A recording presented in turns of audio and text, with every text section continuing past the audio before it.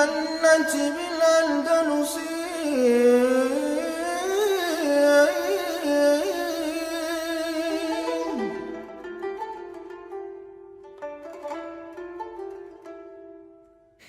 Buenas tardes a todos y a todas. Tenemos el honor de contar hoy con la presencia de Ramón Barragán, profesor ya retirado de Geografía e Historia y que ha desarrollado multitud de trabajos centrados en el ámbito local y en Andalucía también en general. Ramón es una persona de gran compromiso social, ha estado relacionado estrechamente con la lucha antifranquista y con el movimiento obrero y sindical. Desde el año 2004 es miembro de la Asociación Sevillana de Cronistas e Investigadores Locales y su última etapa como investigador está relacionada en la puesta en valor de la memoria histórica, sobre todo de nuestra comarca, la Vega Media del Guadalquivir, de Sevilla. En cuanto a su labor bibliográfica, es autor de 3 libros, 4 libros, 3 tenía yo, relacionados sobre todo con su pueblo en la Segunda República, con la brutal represión la brutal represión franquista y también con Abu Madian. Abu Madian es un filósofo que lo vamos a traer hoy aquí para hablar del pensamiento filosófico de este autor y su relación con Ibn Arabi.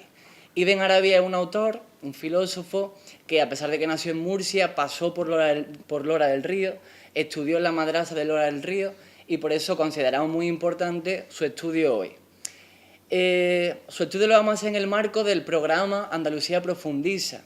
Como su nombre indica, este programa lo que pretende es profundizar en los conocimientos de aspectos concretos, en este caso del pasado árabe de nuestra localidad. Un pasado que yo considero que deberíamos poner en valor y que a menudo ha estado relegado a un segundo plano. Monumentos como los restos del castillo de Lora o la ermita de Setefilla no hacen sino atestiguar una época dorada de Lora del Río, de las Lauras, que considero muy importante que debemos estudiar. Asimismo, también atestiguan esta época dorada de Lora del Río que un pensador de la talla de Ibn Arabi, que está enterrado en Damasco, que hay rutas de peregrinación hacia Damasco, hacia su tumba, que pasara por aquí, y considero también muy importante que por eso debemos estudiarlo. Por tanto, que esté aquí Ramón y nos pueda aportar su sabiduría respecto a este tema lo considero muy valioso. Por eso le quiero dar las gracias de nuevo por estar aquí entre nosotros y también a estos 20 alumnos que me acompañan en esta aventura, que considero para mí muy gratificante poder contar con ellos, y también les doy las gracias por que ellos se estén interesando en conocer el pasado de su pueblo, porque sin duda es una cosa que nos va a enriquecer a todos. Y sin más, le cedo la palabra a Ramón Barragán. Pues bueno, buenas tardes. Buenas tardes y agradeceros el hecho de que estéis un número tan hermoso de alumnos de este instituto. Igualmente, las gracias a vuestro profesor y a este proyecto, para mí admirable, que habéis realizado, que queréis realizar y que empezáis a realizar, de Andalucía Profundiza, y yo sin saber que vivo en una antigua ciudad islámica.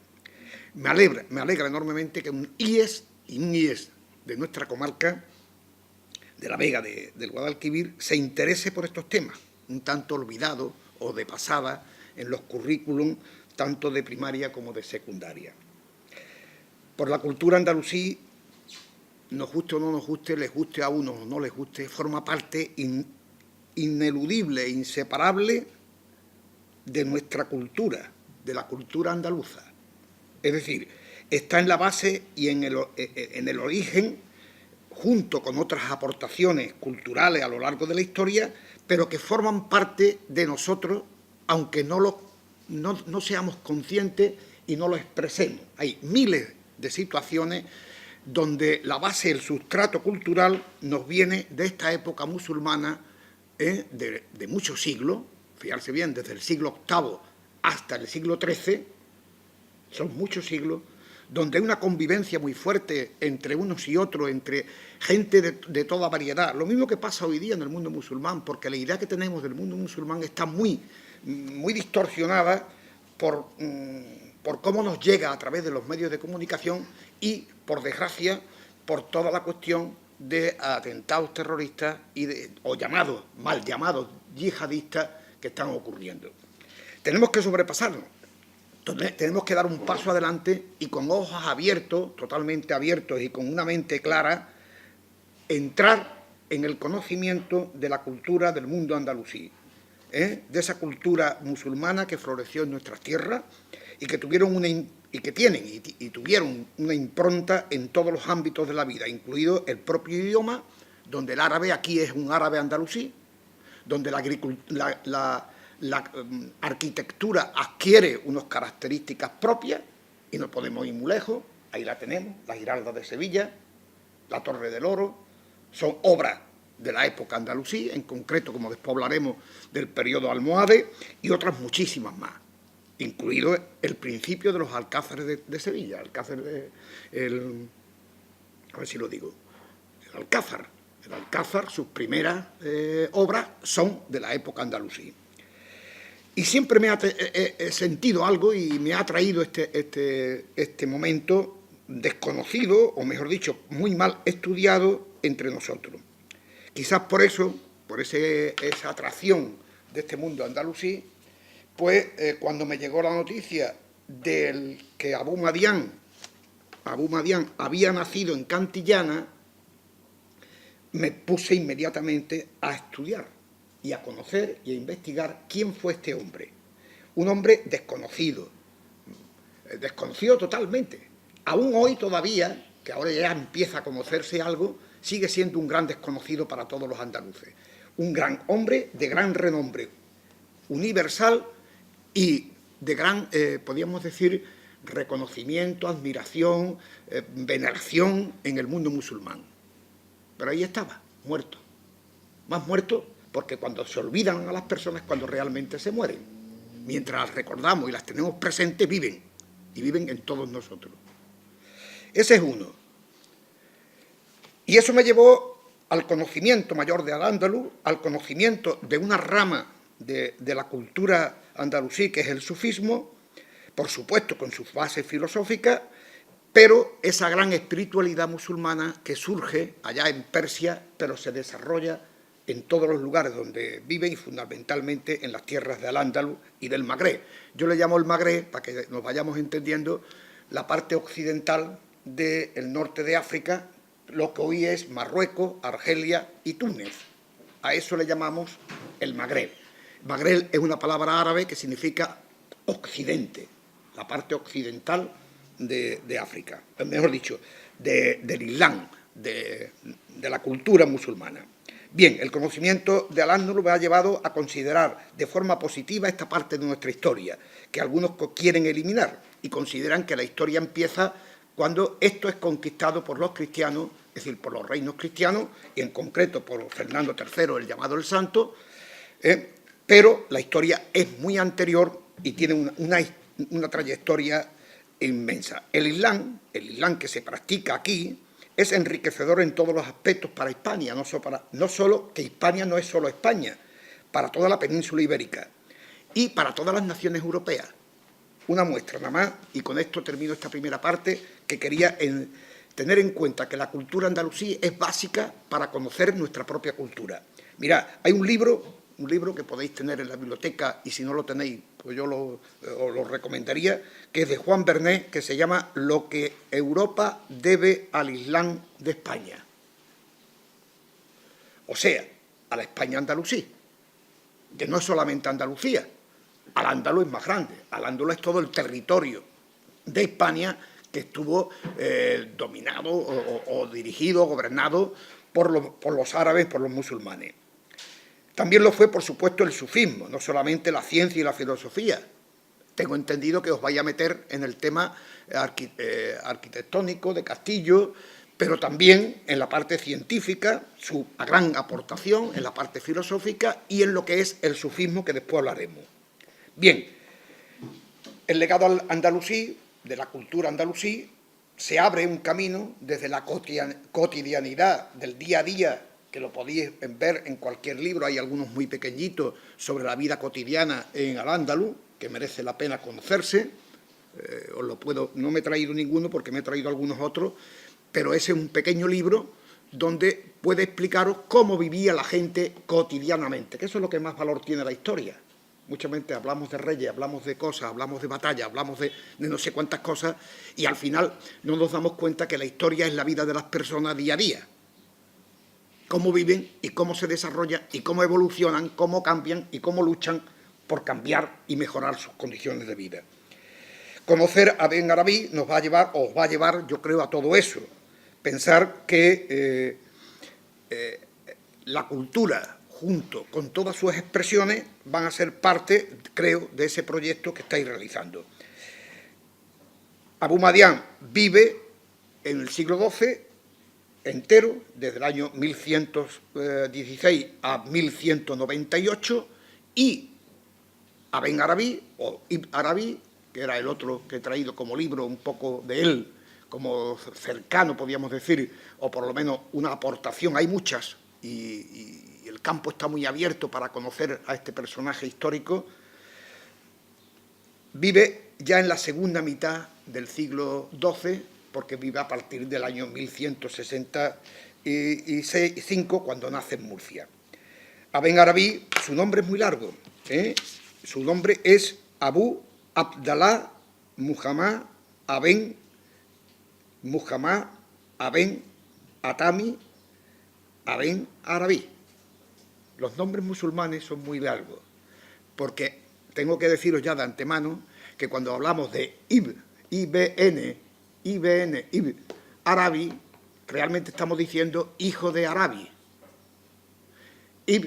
Nosotros en español, en castellano, hablamos más de Aben, más que de que es más inglés. Nosotros hablamos Aben Arabí, Aben, de ahí viene Averroes, por ejemplo, mucho más que de Ibn. Pero bueno, el significado es hijo de. Entonces, ¿qué significan los nombres? Que son muy largos. Son el nombre suyo, podríamos decir, de pila, y a continuación, hijo de, o del lugar donde vivió. Son bastante largos. Cuando os metáis en este trabajo, lo vais a descubrir inmediatamente. Él nació el 7 de agosto de 1165 en Murcia, en el seno de una familia ilustre, tanto por su cultura. Su padre tenía una fuerte amistad con Averroes, el gran filósofo del siglo XII y el gran filósofo del mundo musulmán de aquella época y épocas posteriores, y otros intelectuales, así como por su religiosidad. Su madre, sus tíos, vivían una fuerte religiosidad musulmana que les lleva a conocer el sufismo. Murió, fijarse bien, el sufismo. Dos cosas que ya van a marcar toda su vida, como nos pasa a todos, ustedes y a mí, a todos. Las cosas de pequeños nos marcan muchas veces para toda la vida. Lo que vivimos en nuestras casas, el ambiente cultural, el ambiente real que existe, eso de una forma o de otra nos marca.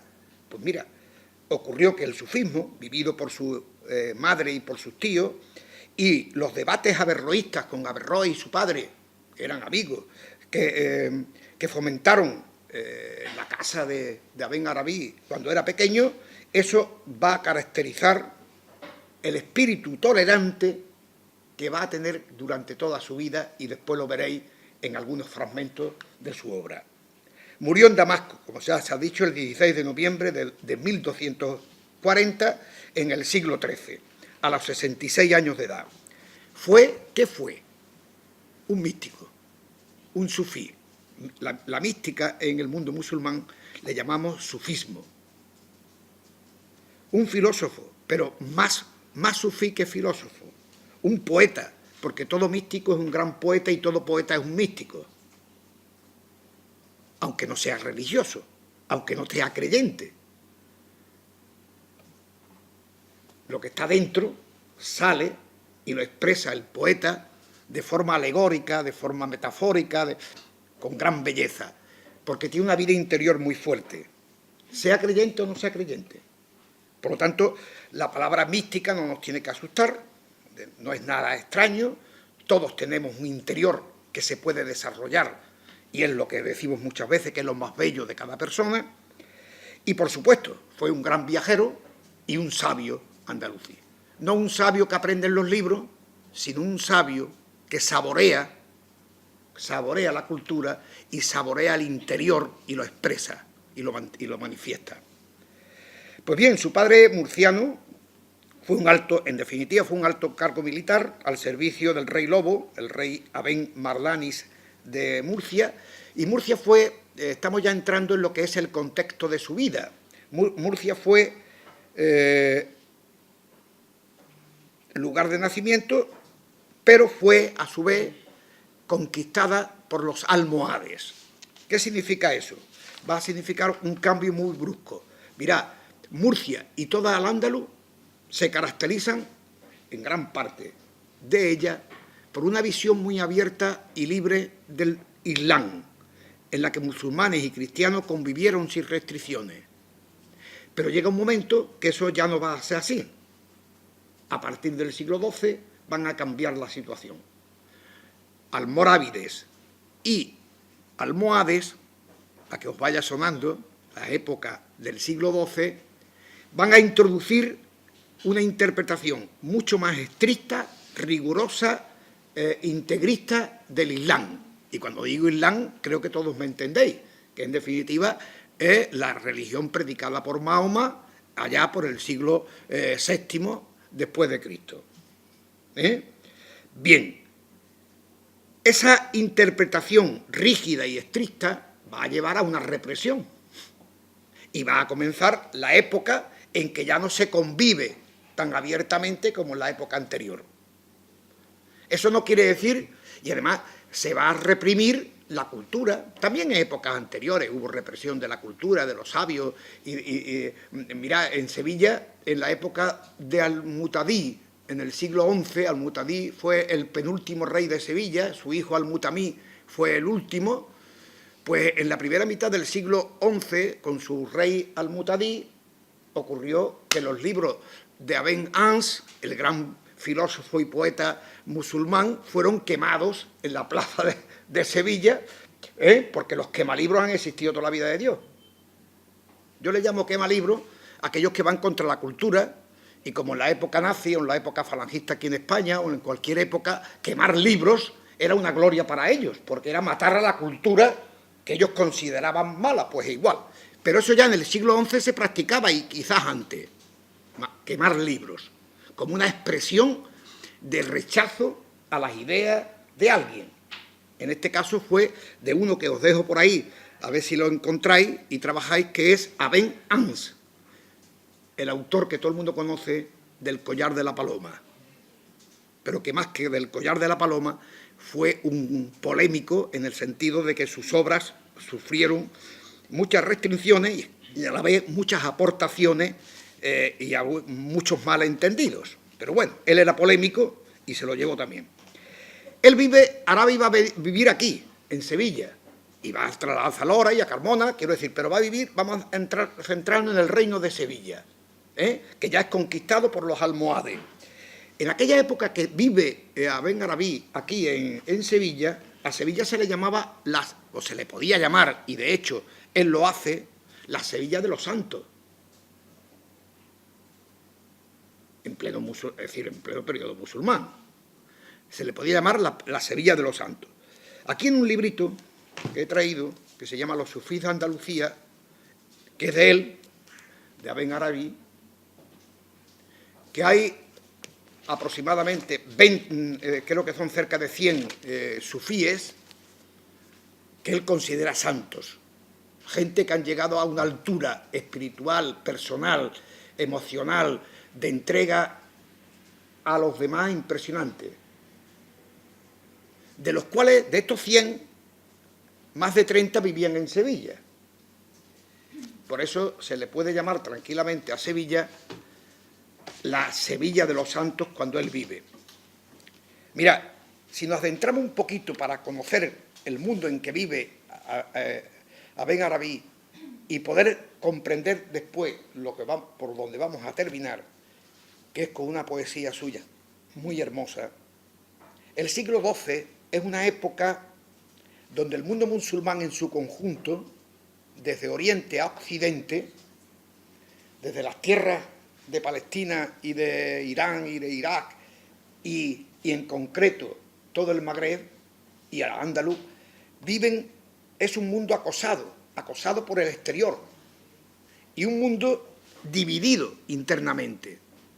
acosado y dividido, con excesivas luchas internas de unos contra otros, con enfrentamientos, donde la unidad, esa soñada por el mundo musulmán, se había perdido total y absolutamente,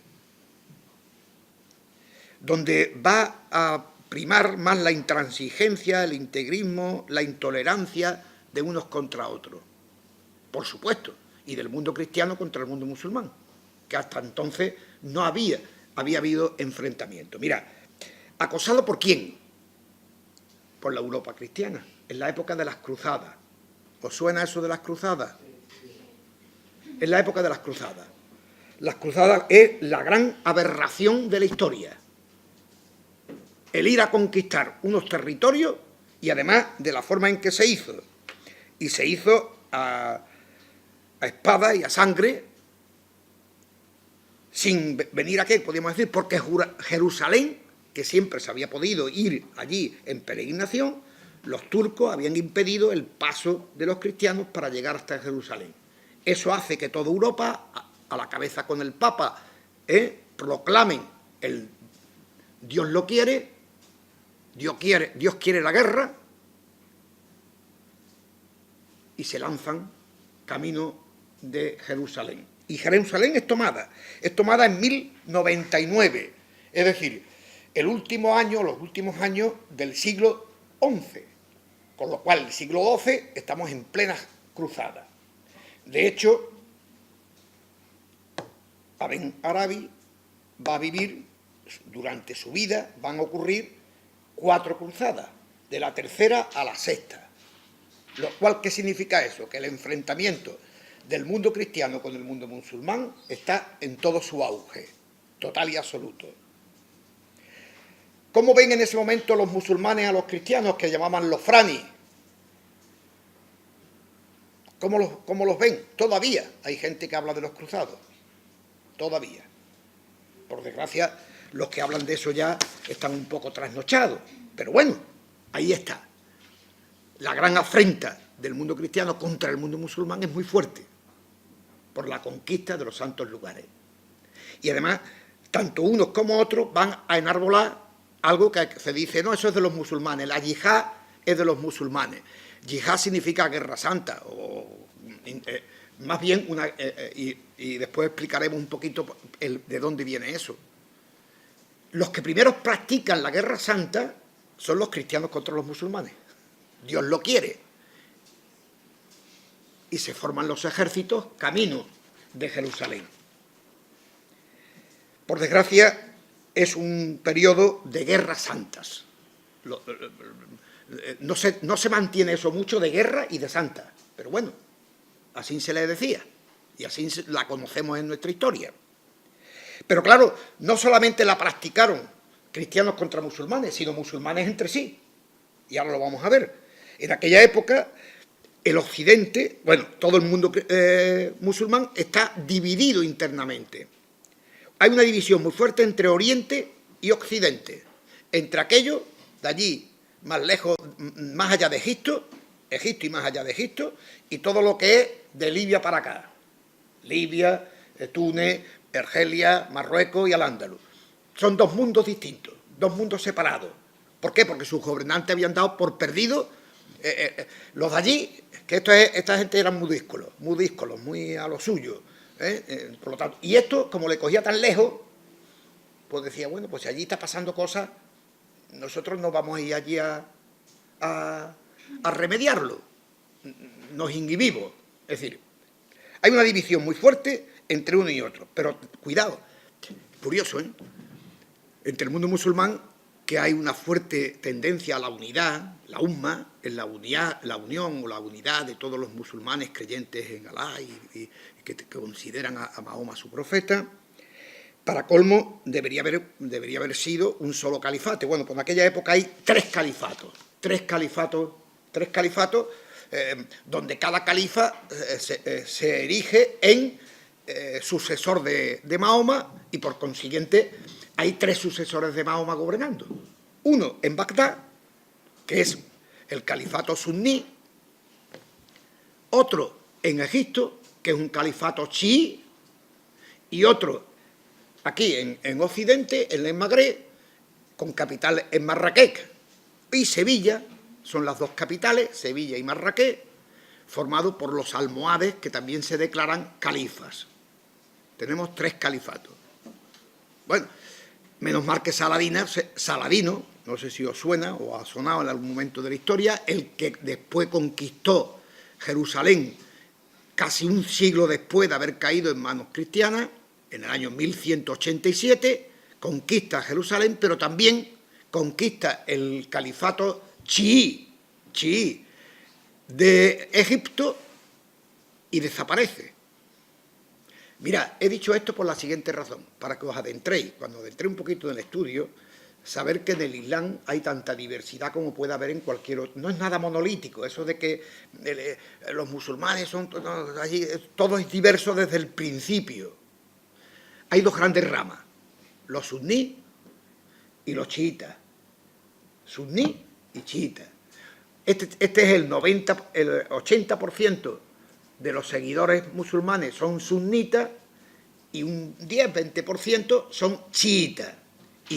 Hoy día Irán representa más el Islam chiita y el resto sunita.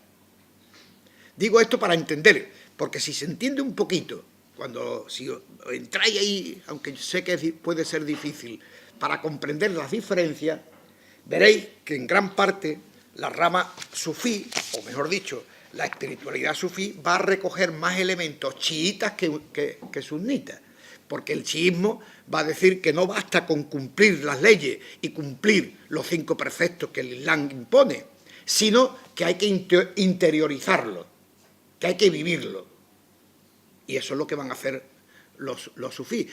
Eso no significa que sean chiitas. Siendo sunitas, van a coger elementos del chiismo porque le va a servir para poder desarrollar su espiritualidad. Pues bien, tenemos ¿cómo se llama esto? 3 califatos que se quedan al final en 2 y que durante un tiempo van a coexistir. Aquí en Andalucía, en Al-Ándalus y el Magreb, hemos dicho que están los almorávides, por un lado, durante la primera mitad del siglo XII, y los almohades en la segunda mitad del siglo XII. Mirad, para no cansaros mucho, simplemente decir algunas características comunes que siempre es bueno que la tengáis en cuenta. Combatieron el relajamiento de las costumbres, aunque fueron integristas con ellos mismos y con los demás, intransigentes. Practicaron la yihad armada entre ellos. Unos lucharon contra otros para sobreponerse. Pero cuidado, con los almohades, las tierras andaluzas y el Magreb, vive una edad de oro cultural. Es decir, en la época de Averroes, en la época de Bentefail, es la época de los grandes filósofos finales, de la época final del Islam, y de los grandes sufíes, entre ellos Abu Madián y Ibn Arabi. Es verdad que en cierta medida los dos sufren ese acoso, el acoso integrista. Abu Madián muere cuando es en el camino, ya con 80 años, desde Bujía hasta Marrakech, y a mitad de camino en Tlecén muere, siendo ya muy viejo, porque es llamado por el califa para ser interrogado. Y Ibn Arabi se va huyendo y llega hasta Damasco por una razón muy sencilla. Va huyendo en cierta medida del integrismo y de la sinrazón y la ortodoxia impuesta por parte de los alfaquíes o ulemas occidentales. Pero mirad, fue una época de oro, porque antes que ocurrieran esas cosas, pues hubo un desarrollo muy fuerte de la cultura, del pensamiento y de la arquitectura. Y a ellos le debemos, como dije antes, la Giralda, la Torre del Oro, algunas partes del Alcázar de Sevilla, y las murallas, por ejemplo, que vemos todos los días cuando llegamos a Sevilla, son de la época almohade, de esta época que estamos hablando. Y, por ejemplo, hay muchas minaretes que hoy se han convertido en torres de las iglesias que tienen totalmente la estructura almohade. Totalmente. Cuando veáis alguna, veis la Giralda y podéis desde ahí descubrir que hay muchas torres o minaretes, que eran los minaretes eran la torre de la mezquita, que son muy parecidas. Pues bien, mirad, los alfaquíes jugaron un papel, hablaba yo antes un momento, tanto en unos como en otros, juegan un papel muy importante. Los alfaquíes son los ulemas o los doctores de la ley. A ellos les interesaba enormemente el rigorismo, porque así ganaban poder. Le pasa igual que a los curas, más o menos. Mientras más cosas, más la gente están, pues significa que tienen más poder sobre el personal. Pues eso es así, por desgracia. Por consiguiente, habían perdido poder cuando el califato se había desintegrado, y con los almorávides y con los almohades, ellos sienten que adquieren poder de nuevo muy fuerte ante el pueblo. Es una época donde ellos quieren, podríamos de alguna forma, reprimir, impedir el desarrollo tanto espiritual como científico o filosófico, pero no lo pueden conseguir, lógicamente. Mirad, el siglo XII fue un siglo de gran importancia cultural para España y para al-Ándalus.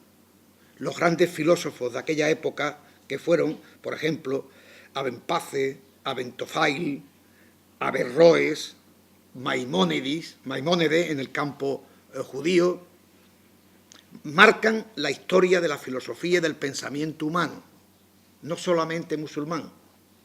Las obras de Averroes se van a discutir en el siglo XIII en París, gracias a las traducciones que aquí se hacen en España, fundamentalmente por la Escuela de Traductores que la inicia Juan de Sevilla. Mire usted por dónde era un sevillano, la inicia en Toledo.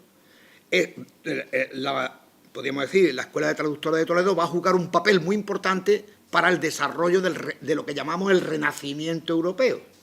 Las obras de los médicos, científicos, filósofos, etcétera, del mundo musulmán van a pasar a través de Toledo hacia Europa. Bien, pero todos también sufrieron los rigores de las intolerancias de aquella época, hasta el propio Averroes. El propio Averroes fue declarado reo de ortodoxia musulmana, después de haber sido y era médico de la corte almohade en Marrakech y gran filósofo reconocido por todos. Pero llega un momento en que los propios, los alfaquíes o ulemas, pues consiguen que el califa lo declare reo de heterodoxia musulmana, enemigo del Islam, siendo condenados y quemados sus escritos. Otro quema libro. Ya son más veces. Eso se va a repetir mucho en la historia, por desgracia. Se fueron confiscados sus bienes y padeciendo destierro durante más de 2 años en Lucena. Dicen que lo que más le dolió a Averroes, el gran hombre, hay aquí una fotografía, un dibujo de fotografía, en aquella época no había fotografía. ¿Dónde está? Aquí. Es que está muy mal la impreso, ¿no? Aquí está hablando y está discutiendo Averroes con uno de los filósofos más importantes de la metafísica o de la filosofía, podríamos decir, neoplatónica, más que él, que era un aristotélico. Bueno, lo que vengo a decir es que Averroes, el gran hombre que más va a promocionar y hacer posible el desarrollo filosófico y cultural e intelectual de Europa, va a sufrir también y va a estar confiscado en su residencia durante un tiempo. Decía que lo que más le había dolido fue el día que fue a la mezquita y el pueblo de Lucena lo abucheó. Sufrió en él mismo la inquina, el odio de la gente contra él. Él que dice lo siguiente, una de las cosas suyas: he trabajado toda mi vida todos los días, menos 2 días, el día que me casé y el día que murió mi padre. Era un incansable trabajador, por supuesto, un pensador y un investigador. Pero mirad, Arabi vive aquí en Sevilla una vertiente de la cual queremos hablar ahora, que va a ser su vida durante mucho, hasta su muerte, que es el sufismo. Mirad, descubrió el sufismo y lo practicó. Él es conocido como el gran maestro sufí universal. Muchos lo consideran más que un filósofo, aunque tiene su parte filosófica, un gran sufí.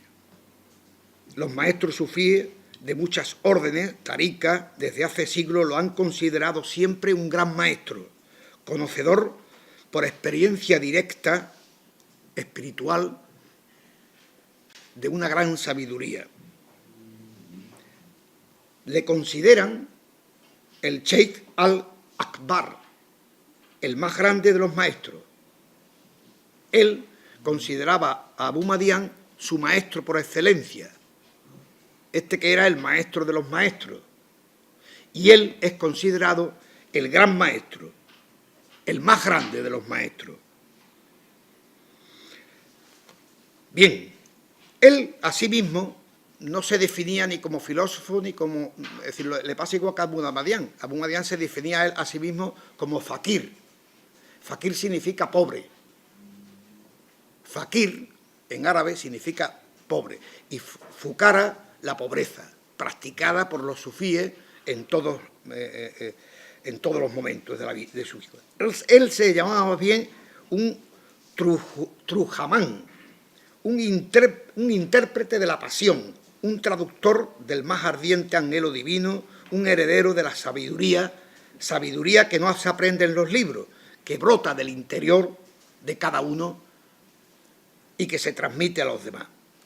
La verdad es que desde muy joven se sintió atraído intensamente por esta espiritualidad musulmana. Mirad, él aquí en Sevilla conoció a dos mujeres que le llegaron, que la atrajeron enormemente y que cambiaron su vida. Fueron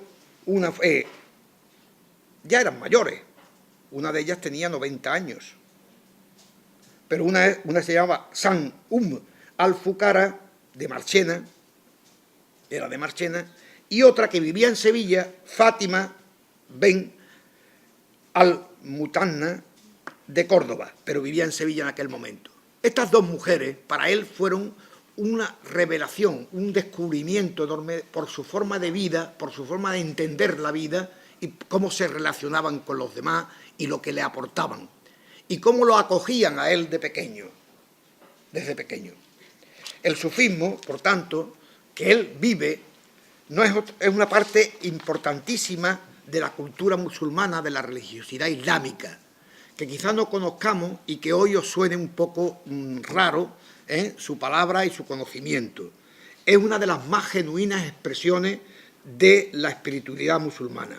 Es la expresión más intensa de esa espiritualidad. Es esencialmente íntimo y personal, pero a la vez ejerciendo una extraordinaria influencia en su entorno, de modo que impregna y de forma profunda y extensa la historia y la cotidianidad del Islam. Hay otros que dicen, y también lo afirma, este autor que es Bentune, que tuve la suerte de estar junto a él en un gran evento cultural que hicimos en Cantillana hace un año ya, más de un año, que es Jaleb Bentune. Jaleb Bentune llega a decir que el sufismo es el corazón vivo del Islam. El Islam no tiene sentido sin el sufismo. Es lo más íntimo de la doctrina islámica. El sufismo es el corazón del Islam, su aspecto central y más profundo. ¿Qué es en el fondo el sufismo? ¿Quién es? Porque los sufíes son los practicantes del sufismo. ¿Qué es el sufismo? En definitiva, ese viaje al interior de cada persona. Hay un dicho sufí que dice: conócete a ti mismo y conocerás a tu Señor. Yo me quedo también con el conócete a ti mismo, ya viejo, socrático, pero que nos lleva a un conocimiento tanto tuyo como de los demás totalmente distinto del que se nos puede dar a través de los escritos y de los libros. Eso que damos valor al interior de las personas es lo que el sufí va a poner de manifiesto. En definitiva, el sufí va a intentar, mediante la meditación, la contemplación, el trabajo, mirad, de desapego del mundo y de rompimiento con su ego, con su yo y con su egocentrismo, lo cual es muy difícil y cualquiera tiene la práctica, pero eso nos libera, nos hace libre. El control de mi yo, de mi ego, me hace libre. El descontrol de mi ego me hace esclavo.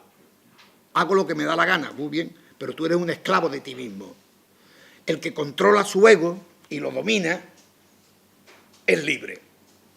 Esa es una tarea de los sufíes, y para eso la práctica sufí, que es como si fuera la subida de una escalera, peldaño a peldaño, hasta llegar a la realización total y absoluta como hombre y como persona y como mujer, porque, mirad, el sufismo tiene un gran componente femenino.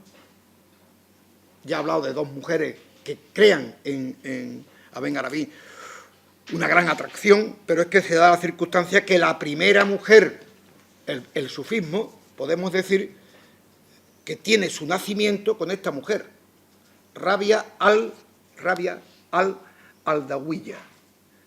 Vive en Basora, en el siglo VIII. En Basora está en la actual Irak. Era una esclava que vivía en una choza, pero que llega a una altura humana, personal y de irradiación hacia los demás impresionante. Se considera como la primera gran sufí, y que decía: Dios mío, soy una extranjera, una huérfana, una prisionera, y me he convertido en una esclava, pero mi gran preocupación es saber si está satisfecho o no de mí. Aquella que decía, muy parecida a lo que decía Santa Teresa de Jesús, pues eso de decir, no me mueve el infierno, no me mueve el cielo, etcétera. Eso es ya caer en algo egoísta. En definitiva, el sufí es el que supera su egoísmo, su egocentrismo, se libera porque no está pegado a las cuestiones mundanas y es capaz de entender a sí mismo y a los demás. Por lo tanto, todo aspirante o todo sufí, pues lo que hace es llevar un proceso, como he dicho, en forma de escala, guiado por un maestro, hacia la libertad, la generosidad, a la realidad como creyentes que son, a la realidad única y absoluta que es Dios. Estos hombres y mujeres, que son muchos en la historia, y para mí fue un gran descubrimiento. En mi libro tenéis todo esto que yo estoy diciendo. Tenéis toda qué es el sufismo, la historia del sufismo en su conjunto, desde su nacimiento allá por el siglo VIII en Basora, en Irak, en lo que hoy día es Irak, Irán, hasta el siglo XII. Más allá no voy porque me interesaba para el conocimiento después de quién era Abu Madián. Abu Madián, que al que le dedico más tiempo, es de una gran riqueza, igual que Aben Arabí, para todos nosotros. Y lo podéis comprender.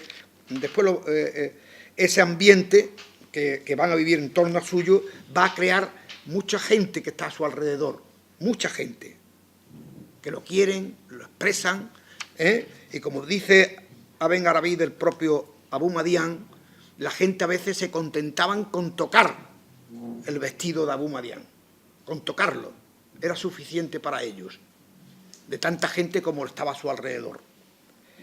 Bien, Abu Madián, mejor dicho, en Arabí, alcanza el desarrollo más, el sufismo alcanza el desarrollo más refinado de la expresión, de su elaboración teórica, con una elevada metafísica y una cosmología basada en algo muy importante, la unicidad de Dios o la unicidad divina. Se le llama el vivificador del Islam y de hecho vivificó el sufismo, la corriente islámica mística, y también fue un teórico muy importante de la unicidad del ser. Su obra reconoce en toda experiencia el rostro de Dios y en toda imagen o forma la huella divina. Mantuvo con el mundo, que el mundo se ofrece al hombre como celebración perpetua de la presencia divina. Mirad, sus obras son muchas, más de 200 obras. Sobresalen el Futuhat, que es una introducción, que se le llama las iluminaciones de la Meca o las revelaciones de la Meca. El tiempo que estuvo en la Meca lo dedicó a escribir este libro. O también el Engarce de la Sabiduría, que es donde expresa todo su pensamiento metafísico de la unidad de las creencias y de la unidad del Islam. Hay muchísimos libros, muchas obras que podéis encontrar en cualquier lugar. Mirad, para terminar, me gustaría dos cosas. Cuando tenía 15 años, cuando él tenía 15 años, más o menos vuestra edad, cuando él tenía 15 años, pues su padre, como era amigo de Averroes, le preparó una entrevista con Averroes y se realizó en Córdoba, en la casa de Abenrus. Abenrus es Averroes, quien anteriormente había expresado su deseo de conocerme, dice él personalmente. Al parecer le había hablado de ciertas revelaciones por mí recibidas durante mi retiro espiritual, lo que despertó su curiosidad y extrañeza en un intelectual racionalista. Pensar que Averroes no es sufí, es un filósofo racionalista, que proviene de las obras de Aristóteles.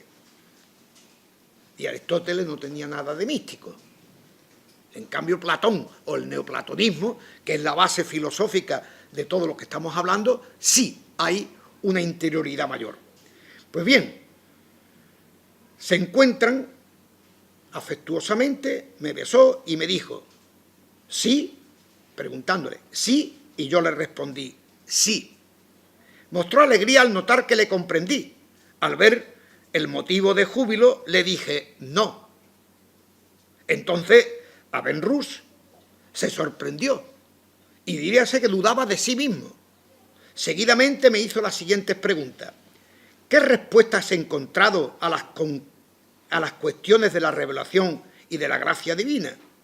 ¿Coincide tu respuesta con la que nos da el pensamiento especulativo racional? Y le contesté, sí y no.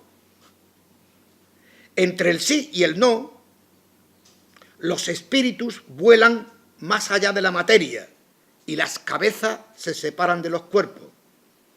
Al escuchar esto, Abenrus palideció e incluso tembló, y escuché de sus labios murmurar, no hay fuerza, no hay más fuerza y poder que la que viene de Alá. Había comprendido lo que quise decirle. Entre el sí y el no, los espíritus vuelan más allá de la materia. Esta expresión, que algunos la interpretan como hablando de la resurrección, donde resucita el espíritu, pero la materia queda inmersa, es decir, se puede interpretar de mil formas, pero es un encuentro, podríamos decir, del gran filósofo Averroes con el gran místico, ya con 15 años, de Aben Arabí. La otra es mucho más tierna, podríamos decir, o mejor dicho, tiene su parte dura, y es, él descubre el amor hacia los demás y el amor como algo intrínseco, fundamental en su vida. Lo mismo que Abu Madián, que descubren, y por eso es el maestro, el poeta del amor absoluto, pues dice, esto lo escribo yo en mi libro, porque lo he recogido y os lo leo, una demostración elocuente de su amor por Abu Madián, del amor de Aben Arabí por Abu Madián, que de paso es una muestra de su amor a Dios, nos lo explica el propio Aben Arabí al narrar el encuentro que tuvo en Tlecén, donde había muerto y estaba enterrado Abu Madián, con Abu Abdallah al-Tartusi, que es otro filósofo, otro místico. En la conversación que tuvieron los dos, Aben Arabí notó una actitud crítica de Abu Abdallah contra Abu Madián. Desde ese momento él comenzó a detestar a Tartusi. Digo, con este mejor no hablar, es decir, este que odia o que critica o que no tiene ese amor que yo tengo hacia Abu Madián, lo mejor es apartarlo. No. Dice, aquella misma noche, dice Aben Arabí, vi en mis sueños al enviado de Alá, que Alá le conceda su gracia y su paz. Y me dijo, oh Muhammad, tus sentimientos han cambiado respecto a At-Tartusi a causa de Abu Madián. ¿No es que no le amas por su amor a Alá y a su enviado? A lo que le respondí: he cometido una falta y me arrepiento. En lo sucesivo, oh enviado de Alá, haré lo que me dices. A la mañana siguiente lo buscó, le llevó un regalo y le refirió lo que había visto. Al oírlo, Al-Tartusi lloró y abandonó su actitud crítica hacia Abu Madián y lo amó. Ibn Arabi termina diciendo: todo el asunto fue bendecido por la gracia de Alá. De esta forma aprendió que alguien que ama a Dios no debe guardar rencor y menos aún odio o aborrecimiento contra nadie, aunque no se esté de acuerdo con lo que dice o con lo que hace. Nos lleva a otra cosa importante de Ibn Arabi, y ya vamos a terminar, que es eso que hemos dicho, es el sufrí del amor.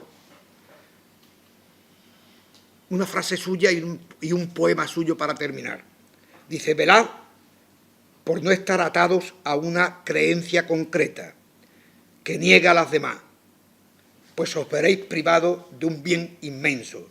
Dios es demasiado grande para estar encerrado en un credo, con exclusión de los otros. Y él realmente lo expresa de una forma maravillosa. Yo cuando lo leí me gustó,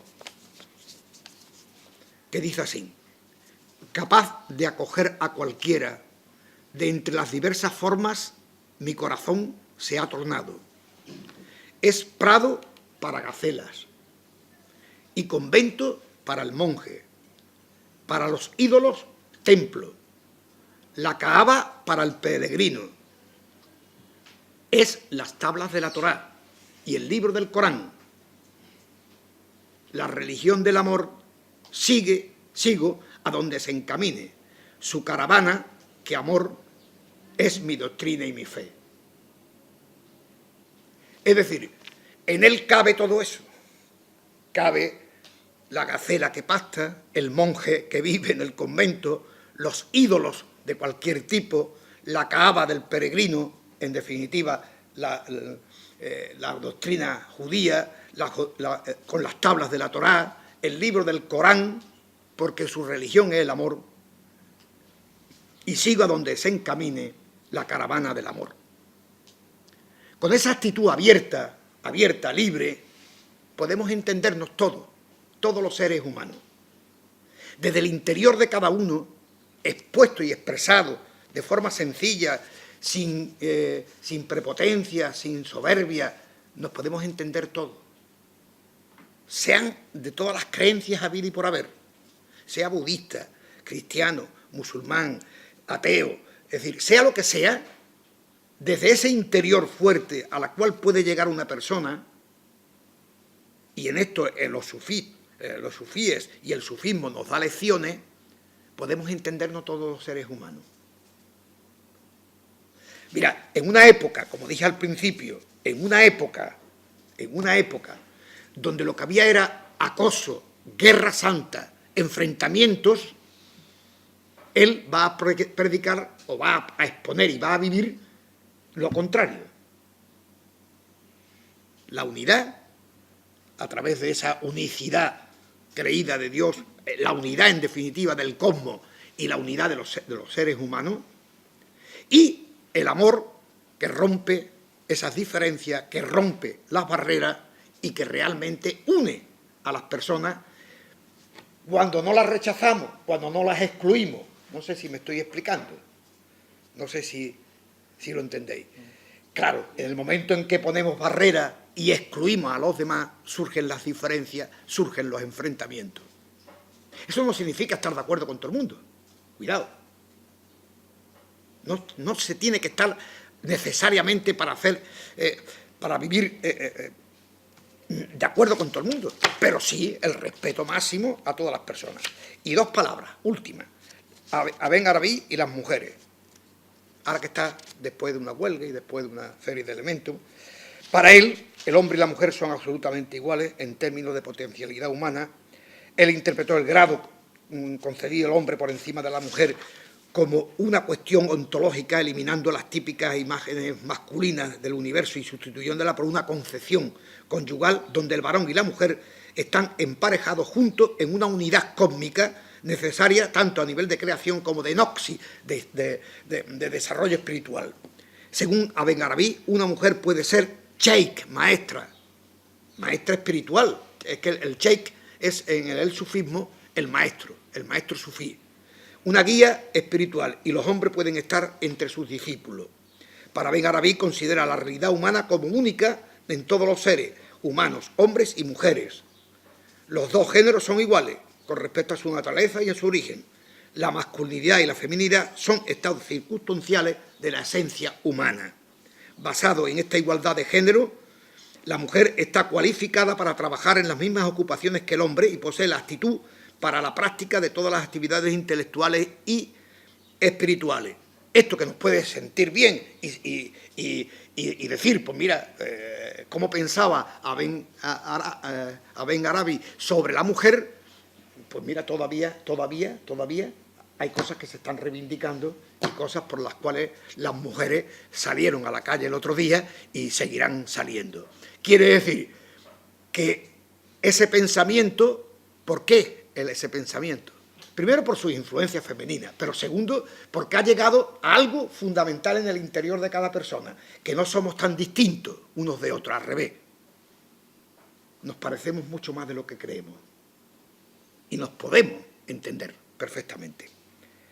Él muere en Damasco, como he dicho antes, buscando un lugar más tranquilo donde vivir, donde hubiera menos represión y menos rigorismo, pero allí, pues el sultán turco Selim II le erigió una mezquita en su honor desde el siglo XVI y es un gran lugar de referencia del mundo musulmán sufí, porque mirad, y es lo último ya, el mundo sufí y el sufismo no es bien entendido por todos los musulmanes, hay muchos que lo rechazan. Por ejemplo, todos los yihadistas, estos que se llaman yihadistas, y se me olvidó antes de explicar lo de la yihad, lo repudian, dicen que es una herejía, dicen que es algo blasfemo, algo que va contra Alá y contra el Islam. Arabia Saudita todavía tiene prohibidas las obras de Aben-Arabi, las tiene prohibidas, no se pueden leer allí, porque la rama musulmana que ellos practican, el bahawismo, que es intolerante totalmente, aunque quiere ser reformista. Todos estos intolerantes, todos quieren ser reformistas, qué curioso. Por lo tanto, hay muchos sitios y muchos musulmanes que la cuestión sufí la mantienen un poco como diciendo, eso es querer decir más de lo que dijo el profeta Mahoma y por consiguiente nuestro reparo.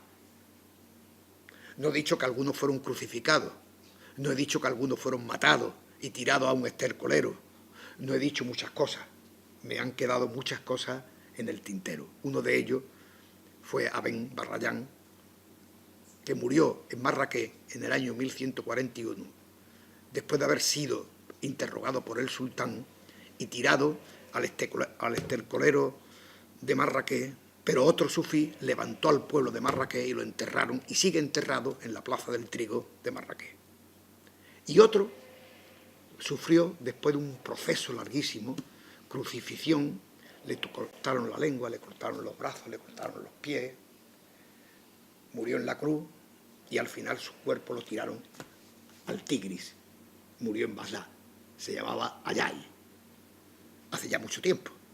Por lo tanto, han sufrido mucho a lo largo de la historia estos hombres y mujeres, pero se han mantenido y nos han aportado, siendo creyentes y sin ser creyentes, yo no soy musulmán ni mucho menos, pero recojo de ellos una gran aportación porque nos hace sentirnos más libres, que nos podemos entender los seres humanos, que no somos tan diferentes. Eso es lo que os quiero transmitir y me alegra mucho que podáis estudiar y leer algo sobre Aben-Arabi.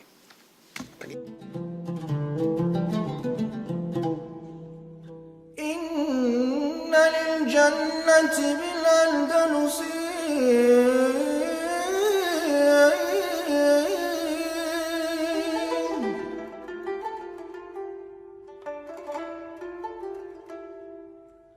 إن للجنة بالأندلس